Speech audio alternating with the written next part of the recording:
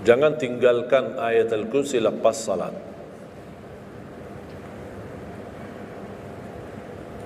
Jangan tinggalkan ayat kursi lepas salat. Salat wajib. Sama ketika mau tidur. Cuma satu ayat. Tapi tahu enggak pahalanya apa? Kan habis salat kan ada zikir-zikir kan? Istighfar, tasbih dan yang lain-lain. Di antaranya baca ayat kursi. Tahu enggak pahalanya apa? Ada yang pernah baca pahalanya apa? Barang siapa yang membaca ayat al-kursi setiap habis salat fardu, laisa bainahu wa bainal jannati illa an yamut. Tidak ada sesuatu yang mampu menghalanginya masuk surga kecuali menunggu mati. Cuma baca ayat kursi. Dan ketika mau tidur, lagi buru-buru, ada meeting, ada rapat, ada urusan mendadak, habis salat, astaghfirullah, astaghfirullah, astaghfirullah, Allahumma antas salam wa minkas salam, sampai selesai, langsung baca ayat kursi. Terus, subhanallah itu yang lain-lain gimana? Tak apa-apa, sambil jalan. Naik motor, subhanallah, subhanallah, subhanallah, subhanallah, sambil jalan. Subhanallah ada riwayat 33, ada riwayat 25, ada riwayat 10, minimal 10. Subhanallah 10 kali, alhamdulillah 10 kali, Allahu Akbar 10 kali. Itu yang paling sederhana. Saya bagikan ini, biasanya kalau saya isi di kementerian atau di pejabat, saya kasih zikir-zikir begitu. Pak, subhanallah cuma 10 kali. Biasanya kita tahu 33. Lah, ini khusus buat pejabat. Yang penting zikir, supaya jangan tinggalkan. Zikir. Banyak orang sibuk, mendadak ada urusan, udah zikir. Subhanallah cuma 10 kali. Subhanallah 10 kali, alhamdulillah 10 kali, Allahu Akbar 10 kali. Itu paling cepat. Subhanallah. Ternyata di dalam agama ada yang juga hemat. Hemat sederhana tapi pahalanya tetap besar. Dan dikuranin. Tidak ada pahala yang hemat. Semuanya pahala sempurna. Semuanya pahala agung. Sempurna dan luar biasa dahsyat balasan Allah Subhanahu Wa Taala. Makanya jangan disia-siakan. Yang sederhana ini, makanya saya buat buku 20 amalan ringan tapi pahalanya sangat menakjubkan.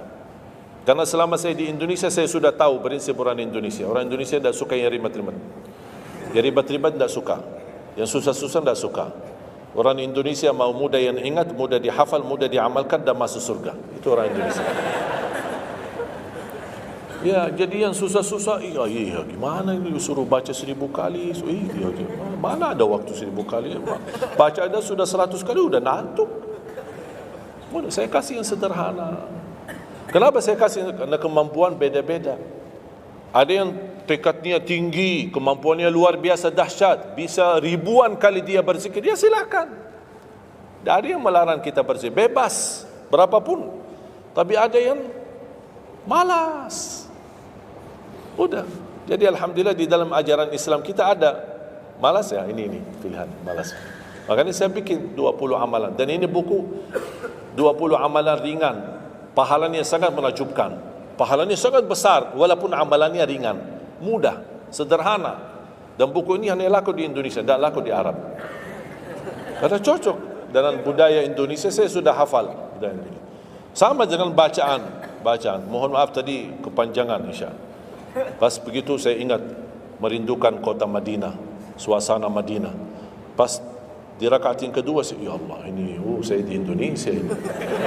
Makanya saya tidak jadi panjang rakaat kedua, biar lebih cepat. Karena memang budaya ini tidak bisa panjang-panjang, lama-lama tidak bisa. Kalau kulhu bisa dibagi 2, terima kasih. Kita lihat tarawih kan salah satu contoh tarawih. Walaupun 23 rakaat jumlahnya banyak, tapi ayatnya pendek. Al-hakum qulhu, al-asr qulhu, al-humazah qulhu. Itu ya kan? Ini budaya. Kita kan hormati budaya, harus belajar. Walaupun ada sekarang ada beberapa masjid yang panjang, ya kembali kepada kemampuan, tapi tidak boleh saling menyalahkan. Ada orang yang suka, enggak, saya mau yang qulhu qul. Ya udah sana. Masih qulhu di sana, masjid kita beda. Jangan tinggalkan ayat al-kursi lepas salat.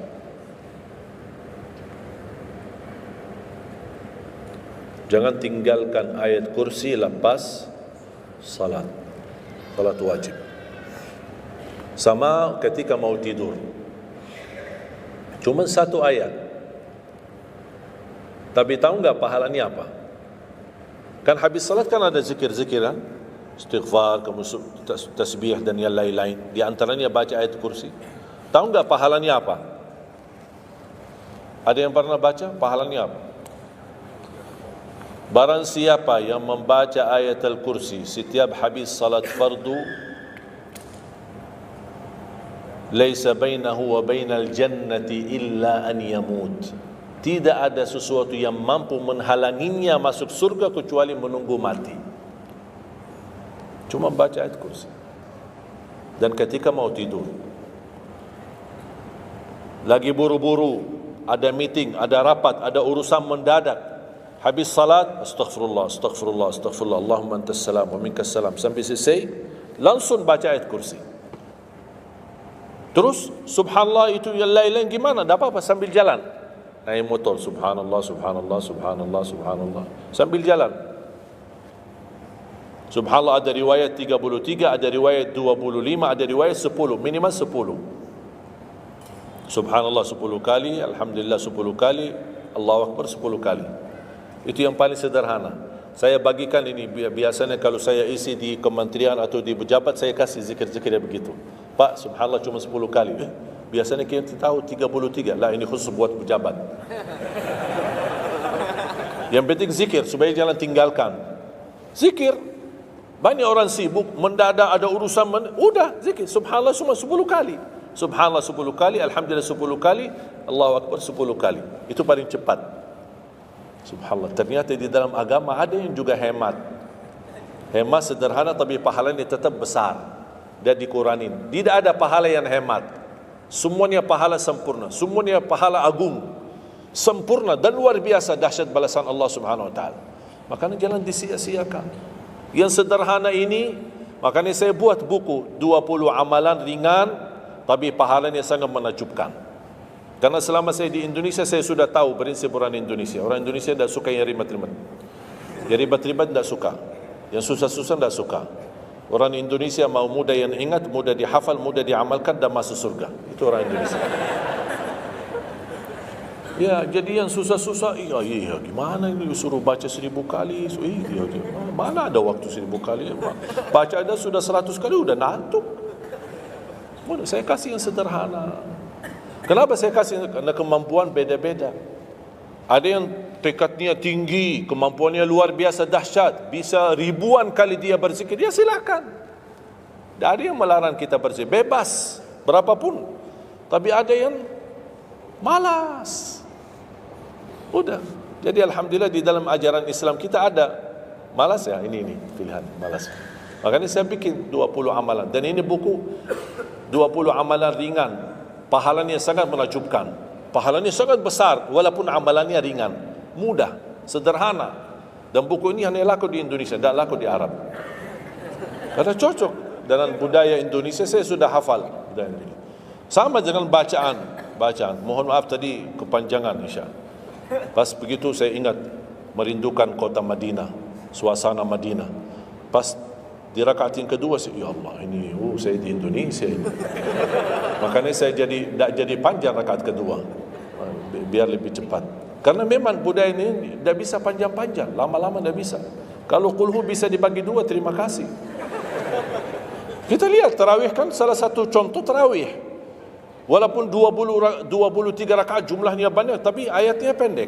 Al-hakum qulhu, al-asr qulhu, al-humazah qulhu. Itu ya kan? Ini budaya. Kita kan hormati budaya, harus belajar. Walaupun ada sekarang ada beberapa masjid yang panjang, nanti balik kepada kemampuan, tapi tidak boleh saling menyalahkan. Ada orang yang suka, enggak, saya mau yang qulhu qul. Ya udah sana, masih qulhu di sana, masjid kita beda. Jangan tinggalkan ayat al-kursi lepas salat.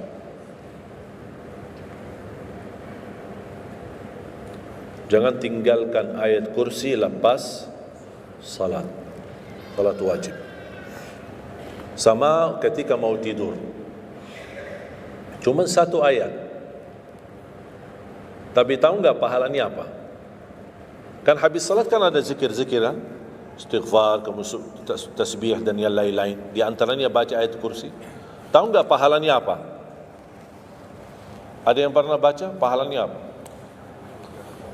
Barang siapa yang membaca ayat al-kursi setiap habis salat fardu, laisa bainahu wa bainal jannati illa an yamut. Tidak ada sesuatu yang mampu menghalanginya masuk surga kecuali menunggu mati. Cuma baca ayat kursi. Dan ketika mau tidur, lagi buru-buru, ada meeting, ada rapat, ada urusan mendadak, habis salat, astaghfirullah, astaghfirullah, astaghfirullah, Allahumma antas salam wa minkas salam, sampai selesai, langsung baca ayat kursi. Terus subhanallah itu yang lain-lain gimana? Tak apa-apa, sambil jalan. Naik motor, subhanallah, subhanallah, subhanallah, subhanallah, sambil jalan. Subhanallah ada riwayat 33, ada riwayat 25, ada riwayat 10, minimal 10. Subhanallah 10 kali, alhamdulillah 10 kali, Allahu Akbar 10 kali. Itu yang paling sederhana. Saya bagikan ini, biasanya kalau saya isi di kementerian atau di pejabat, saya kasih zikir-zikir begitu. Pak, subhanallah cuma 10 kali. Biasanya kita tahu 33. Lah, ini khusus buat pejabat. Yang penting zikir, supaya jangan tinggalkan. Zikir. Banyak orang sibuk, mendadak ada urusan, udah zikir. Subhanallah cuma 10 kali. Subhanallah 10 kali, alhamdulillah 10 kali, Allahu Akbar 10 kali. Itu paling cepat. Subhanallah. Ternyata di dalam agama ada yang juga hemat. Hemat sederhana tapi pahalanya tetap besar dan dikuranin. Tidak ada pahala yang hemat. Semuanya pahala sempurna, semuanya pahala agung, sempurna dan luar biasa dahsyat balasan Allah Subhanahu wa taala. Makanya jangan disia-siakan. Yang sederhana ini, makanya saya buat buku 20 amalan ringan tapi pahalanya sangat menakjubkan. Karena selama saya di Indonesia, saya sudah tahu prinsip orang Indonesia. Orang Indonesia tidak suka yang ribet-ribet. Yang ribet-ribet tidak suka. Yang susah-susah tidak suka. Orang Indonesia mau mudah yang ingat, mudah dihafal, mudah diamalkan dan masuk surga. Itu orang Indonesia. Ya, jadi yang susah-susah, iya, gimana ini suruh baca 1000 kali? Iya, mana ada waktu 1000 kali? Baca ada sudah 100 kali, udah ngantuk. Saya kasih yang sederhana. Kenapa saya kasih? Karena kemampuan beda-beda. Ada yang tekadnya tinggi, kemampuannya luar biasa dahsyat, bisa ribuan kali dia berzikir, ya silakan. Tak ada yang melarang kita berzikir, bebas, berapapun. Tapi ada yang malas. Udah. Jadi alhamdulillah di dalam ajaran Islam kita ada. Malas ya, ini pilihan, malas. Makanya saya bikin 20 amalan. Dan ini buku 20 amalan ringan. Pahalanya sangat menakjubkan. Pahalanya sangat besar walaupun amalannya ringan. Mudah, sederhana. Dan buku ini hanya laku di Indonesia, tidak laku di Arab. Karena cocok dengan budaya Indonesia, saya sudah hafal budaya Indonesia. Sama dengan bacaan. Mohon maaf tadi kepanjangan insya. Pas begitu saya ingat merindukan kota Madinah, suasana Madinah. Pas di rakaat yang kedua, ya Allah, ini saya di Indonesia ini. Makanya saya tidak jadi panjang rakaat kedua, biar lebih cepat. Karena memang budaya ini tidak bisa panjang-panjang, lama-lama tidak bisa. Kalau kulhu bisa dibagi 2, terima kasih. Kita lihat tarawih kan salah satu contoh tarawih. Walaupun 23 rakaat jumlahnya banyak, tapi ayatnya pendek.